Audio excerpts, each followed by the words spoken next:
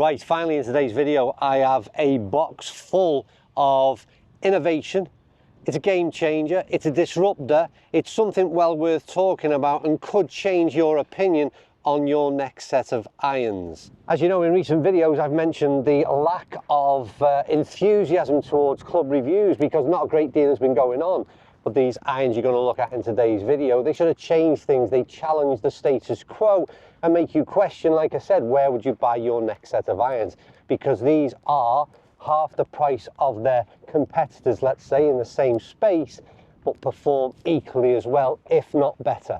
So these irons are from Vice Golf, and let me start by saying I have never hit a Vice product until the past couple of days, and I'm super impressed. And we've started off with what is the 01 model. It is a two-piece forged hollow-bodied iron. So we know that category, we know where it fits in. It's your tailor-made P790 is probably at the top of the tree, but there's a lot in between that this is competing with. So why do I think it's so special? Well, let's start off by saying, how good does this thing look? We took a lot of images this morning because this is such an attractive product to look at. So first of all, it looks super clean. It looks really nice in the bag. So that's one box ticked. That's a 5 iron. Feels incredible, and that is the first thing that I really want to talk about as to why I think these are interesting. Every hollow-bodied iron that I have ever tried that suggests it's forged doesn't have the feel of a forged iron. They have a clicky sound to them, pretty much everyone that I've ever tried, and Vice have managed to overcome that issue. If I'm honest with you, I read the word forged on the back, hit these irons for the first few days and just assumed they were a single piece of steel and it was a true forged iron. It wasn't until I read later that these were a two-piece forged iron and hollow-bodied. So I was super surprised to find that out, and that just goes to show just how good these things feel off that face. How good does that feel? That's a 7 iron this time around. Once again, felt superb, but the thing that interests me on the next level is the shaping and the profile of these things. And that's because often a lot of golfers will get stuck in the middle of decision making when buying irons, like me, in terms of that profile. That's a P790, we'll use that barometer again, is a bit chunky for my liking. Then you go down to a P770 and the whole sort of face becomes just that little bit more compact and small. These sit somewhere in between. I would say that the face seems fairly big, but the top line and that bottom sole is on the thinner side.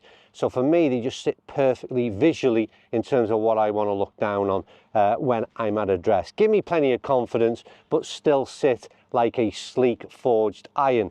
The other thing I want to mention, hopefully you've got a close-up of it, is the way that the leading edge has been chamfered on all of the irons. They just seem to have taken a little bit off that front edge and they sit really tight to the turf, and again it's supposed to improve on club turf interaction.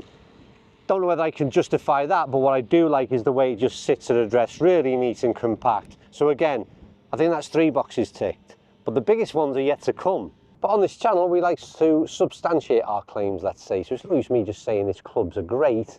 Have we got anything to back it up? Well, of course, we went indoors, we got onto Trackman, and let's have a look what it said in terms of data for a 5, a 7, and a 9 iron in the hands of an average golfer. So here's where it all gets interesting. What does the data tell us? Is it matching up to what's been seen out on the golf course so far? Well, from a numbers perspective, data only, I've got to say it's hugely positive. Started off with 9 iron, average carry distance of 124. The important thing to remember is we've gone back to more traditional lofts. So in terms of the 7 iron, which is always the barometer, everybody understands where that is, 31 degrees loft on the 7 iron. So a 124 carry. Other interesting, launch is high, land angle is ridiculous in terms of coming down from the clouds, peak height average of 90 feet and a 6-7 spin. You're going to see with all this data from me hitting indoors off a mat, the spin number always drops off a little. Arguably that spin would be considered to be a little bit low, but then what we see out on the golf course would perhaps contradict it. So I always pay attention to that number. We don't want to see it too low, but again, people who watch the channel for a long time know that that always comes up on the low side. Then into 7-iron, 152 carry. So we're back again into that traditional loft. It's where I would say my number would be, that 150 area, maybe even a little bit shorter than that. 145 to 150 is a number that I'd be happy with. 22.9 launch, again, a slightly sort of higher launching ball, averaging just under 5,000 RPM of spin. That peak height again, matching up with that launch angle, super high. Landing at 48.8 means again, coming into greens, that is going absolutely nowhere. And then the interesting one for me was the sort of 5-iron.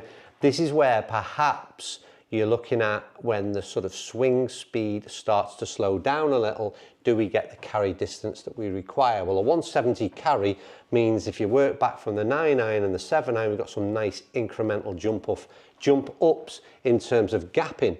18.7 launch with a 5-iron again is on the high side, but again, something that's really going to work for most golfers. Just under 4,000 revs of spin, peak height, like I said, still high, 87, and a land angle of 43.4. So what's interesting is ball flight is on the higher side, but something that I would sort of prefer. And again, but not spinning so that it's sort of coming back on us. Land angle is really good, and coupled up all them numbers together, we've got a really good performing set of irons on our hands. And that's what Trackman tells us. Now let's get back on the course and see what else I managed to find about how these clubs perform. Not going to drift in. Staying out down that left-hand side. And yet again, surprisingly enough, on the kind of longer side than I would have probably expected. The interesting thing is with these irons from the data is although they're on the weaker or more traditional kind of loft, the ball fires off plenty far enough. And as you can see, I think we're in around sort of 150, maybe 155 carry on a 7-iron, which is always a good barometer. That's slightly further than I would have expected for a 31-degree iron.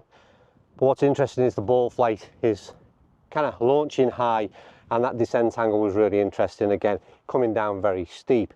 Put all those things together, as I mentioned, and it's really replicating that kind of Trackman data out here on the fairways, which is always good to see. So, data-wise, another box ticked. The big question for me is, and where this all changes and why these are a potential game changer, why these are a threat to these major brands, is the price point. I just want to come back on that forged feel. There's a couple of shots that I've hit in and around the greens just with a 9-iron, just a little bit of a bump and run, but again, just exceptional feedback into the hands. So any lover of forged clubs, but people who've not quite found that in hollow bodied irons before, they can't stress enough just how good these things feel. It's nice again. Back to where we started. That wind cutting off the left. Oh, and a nice old wicked Hollywell bounce. So the final thing, or two things, are the price point and the amount of customization that you can achieve with these irons. So first of all, I'm going to quote a price that is around and about. So for a full set of these irons, we're looking in the region of £670. That's for 6 irons, so it makes them just over £100 per iron. And I think that puts it not quite at half the price of its competitors, but certainly pretty much there. That's huge. That's why I said these are a potential disruptor. Brands like Tacoma, they've got a real challenger on their hands here with this Vice club. So from a price perspective, straight away you're going to be drawn in. But then I'm questioning, well, what are the compromises I'm making? I'm looking at components, I'm looking at shafts, I'm looking at grips, and obviously the build of the head. And there's none whatsoever. And in fact, there's an opportunity, first of all, to choose some very good standard shafts. But if you want to custom build your clubs, then that's the other option, which I absolutely loved. And we were able to choose something with a black shaft. There's a graphite MMT shaft, 90 grams stiff. We coupled it with a red grip and a little red ferrule as well. And just built a club that is, you know, it's mine, it's my own bespoke design, and the options are absolutely endless in terms of what you want to do. And I love that. I love the fact that they're giving you options, something that is a little bit different than what is out there right now. They're made in Germany, shipped out, and again, find out all that kind of stuff from off the website. And I think there's also the ability to go through a sort of online custom fit process where it'll ask you certain questions and derive at the club type that you should be looking to buy. This is one of the sets of irons. I hope to feature more. First time I've tried them, and like I said, super impressed. I mean, for me, I grabbed them off the shelf purely based on looks, but then all these other things that you start to question, well, they've managed to answer them far better than I would have expected to. We've got data, we've got the looks, we've got the feel, we've got that customizability, and then you've got that price point as well. So super impressed. Well done to the team at Vice. I'm glad I've tried them at long last, and I hope to feature a little bit more of their products on the channel in the future.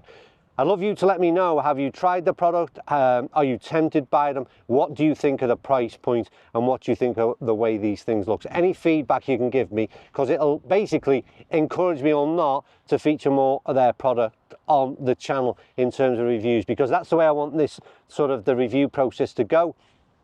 I'll be led by you, what you want to see, or when I feel like there's a product that is of particular interest and worth featuring, then we'll show it, and that certainly fits that bill. Right, as ever, thanks for watching. Black clouds are coming here at Holywell. We're going to wrap this one up and quickly get back into the van, and I'll see you all very soon. Thanks for watching.